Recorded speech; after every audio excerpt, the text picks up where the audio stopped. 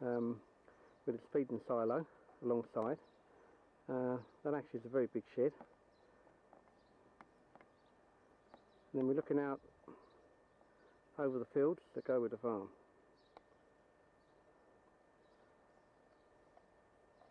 Okay, I've got the camera situated on a fence post, actually, looking out towards one of our boundaries. And again, you see the sheep there. As I say, these sheep will all be gone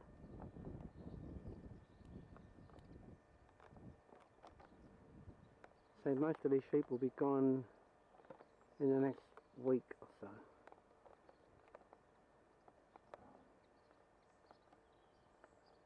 Then we can get out on the land and do what we're going to do with it.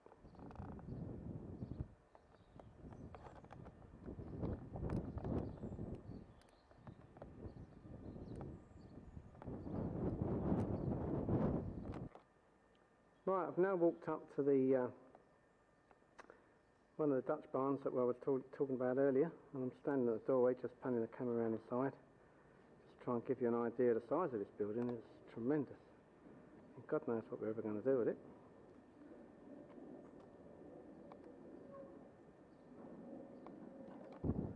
Okay, well, this is a view in the opposite direction to what we have been looking at. Again, the fields in the immediate foreground are the fields that go with the farm. We go across to about the trees in the background, which are those trees there. I'm sorry the camera's shaking a bit, but the wind is blowing quite strong here. You wouldn't believe it. You may even be able to hear it on the sound. And that view is across towards the Maidstone area.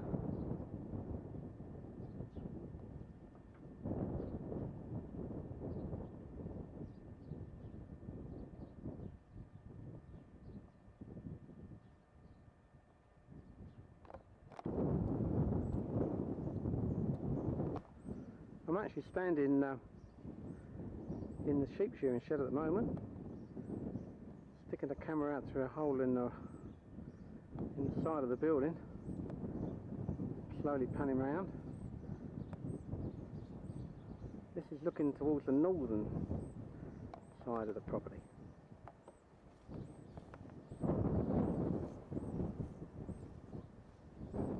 Okay. Okay, I'll actually bring the camera around and inside the building now, just to see. This is the sheep shearing. This was the sheep shearing building that was used for the sheep shearing this summer. That's only a few weeks ago that finished. And there, I think, is. Yep, there we are. There's some bags of some fleeces still left there. Some bags of wool. That'd be Kent wool growers, 98. And looking along the floor, you can see the remains of fleeces strewn everywhere. This was a pretty busy area a few weeks ago. Well, I expect you can gather, I hope this gives you a little bit of an idea what the place is like. I expect you can gather from what you've seen there's a lot of work to do. We're not going to be able to work for quite some time putting this place straight. Right, I'm back to the house now, standing in the driveway at the front of the house. That's the gardener doing the best there to trim the bushes up. George's caravan. And I'm going to take you into the house to try and show you a little bit of the inside of the house if possible. Right, I'm standing on the one of the main entrances to the house building now, looking inside. You see there's still quite a bit of stuff left from behind from the previous farming tenants. They've got to come back and clear out. That's the staircase that goes up upstairs. I'd just like you to try and see the construction of this building. It's a fantastic building. It's built up to industrial standards. Steel frame supports with beautiful timber work to the Ostrine floor above. Right, we'll make our way up the stairs now. Incidentally, these clocks on the wall, the gauges, were the temperatures for the furnaces that used to dry the hops in here, in the room behind there, which was the main furnace room. I might have a job getting much of this on video because it's very dark in the back part of the building. Now the stairs going up from this part of the building into the upper levels. Okay, here we are at the top of the stairway. Again, I'll just give you a quick pan around. Those doorways went through to the drying floors where the hops were dried above the furnace rooms. You can see this is a massive building. We've been having a lot of trouble trying to clean the floor in here, and that's what some of this equipment's doing in here. Unfortunately, this building has been used as a chicken shed. The floor area was in a terrible state. We are gradually getting it cleaned up, and then it's going to be treated for woodworm. Here's a bit of history of the place. I don't know how good this will come out, but I hope it comes out. You have to excuse the heavy-duty electric cables running everywhere, but we haven't had a chance to get those removed yet. This is the history of the hot pockets produced on this farm from when this host house was built in 1938, which was the year I was born, as Mark will remember. Down through the years, a number of hot pockets produced, and we go over there, start at 19, can't see if we're looking, 54, 56, right up to 1970, and the last year of hops was 1975, 76, it's not recorded, if they did in fact produce. This is the nearest side of the Oast building to our neighbours. Now this, I'm doing a sneaky on them, they wouldn't know I'm looking through the window at them, but they've got a little party there in the garden. They're very nice people. We haven't really got to know them very well yet, but they're very nice people. And they live in what was the Kemp barn that originally went with this farm. Here you are, that's the old Kemp barn. That was part of this farm up until about 5 or 6 years ago. It's a lovely old building converted into living accommodation. Right, as you can see, there's the two doors that went through from this part of the building into the drying floors. You can probably see the slatted floors. Underneath there would have been the furnaces, and the hops would have been brought in onto those slatted floors to dry. I'll just try and walk you through there if we can.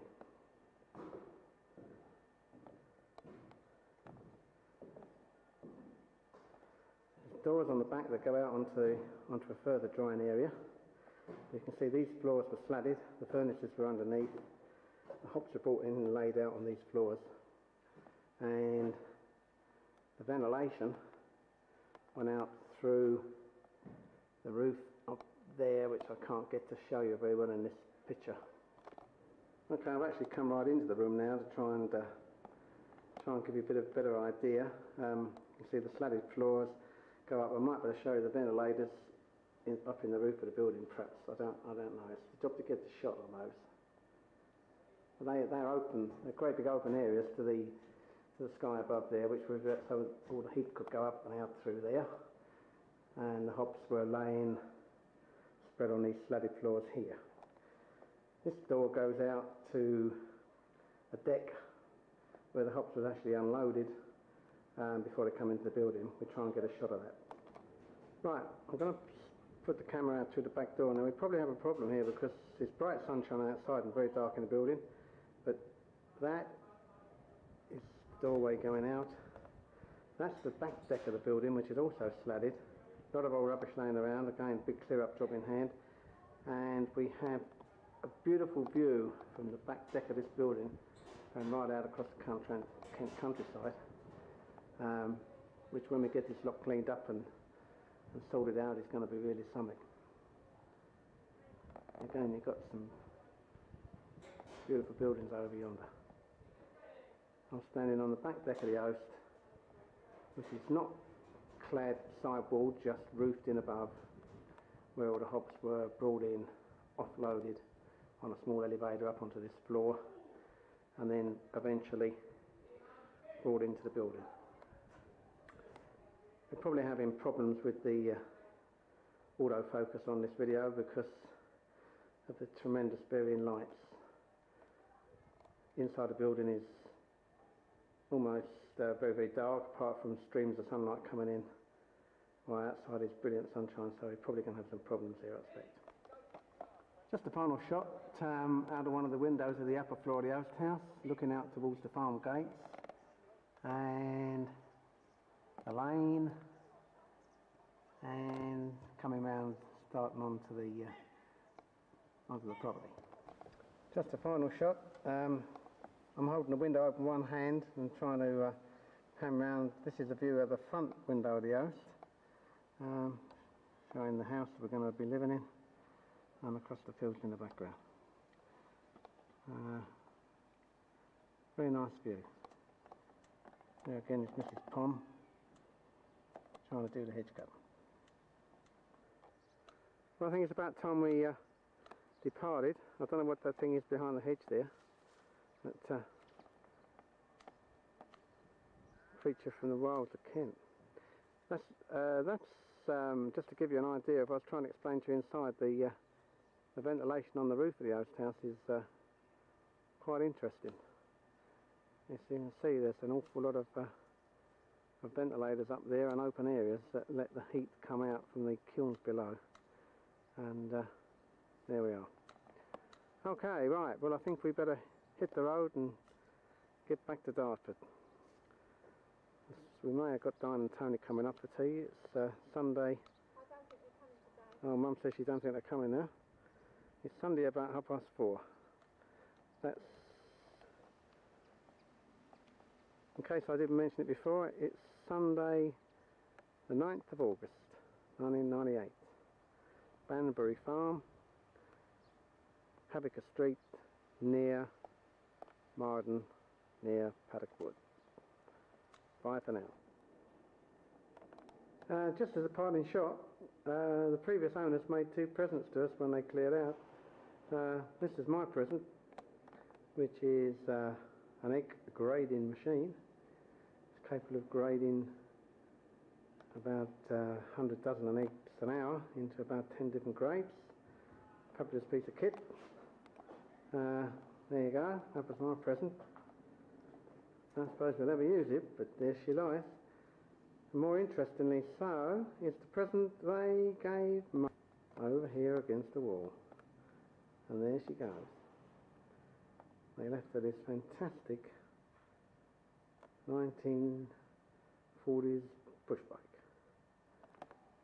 to ride around the country lanes on.